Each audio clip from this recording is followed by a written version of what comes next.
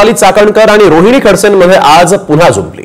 स्वतःचं कर्तृत्व नसताना वडिलांच्या नावावर सुरक्षित असलेला मतदारसंघही त्यांना जिंकता आला नाही अशा शब्दात रुपाली चाकणकर यांनी रोहिणी खडसेंवर पुन्हा निशाणा साधला।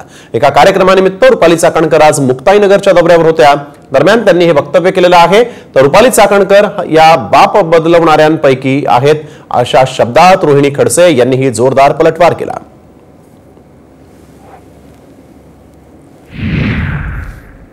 त्यांनी एक वक्तव्य केलं होतं की 1,500 हे काय फार नाही किंवा 1,500 मध्ये काय येतं, त्याच्यामुळे त्यांना 1,500ची किंमत नाहीये। पण ग्रामीण भागामधून येणाऱ्या आदिवासी वाड्या वस्त्या पाड्यांवरच्या महिला भगिनी 1,500ची किंमत खूप मोठी आहे। आणि खरं ज्यांना स्वतःचं कर्तृत्व नाहीये, वडिलांचं नाव पुढे घेऊन जाऊन मतदारसंघ सुरक्षित असलेला मतदारसंघही ज्यांना लढता आला नाही, त्यांनी अशी वक्तव्य करू नयेत।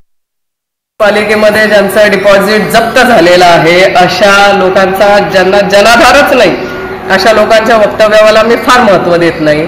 तशा लोकांना मला असं वाटतं फार महत्त्व देण्याची गरज नाही, कारण बाप बदलणाऱ्यांपैकी ते आहेत आणि बाप बदलणं त्यांना फार सोपं आहे।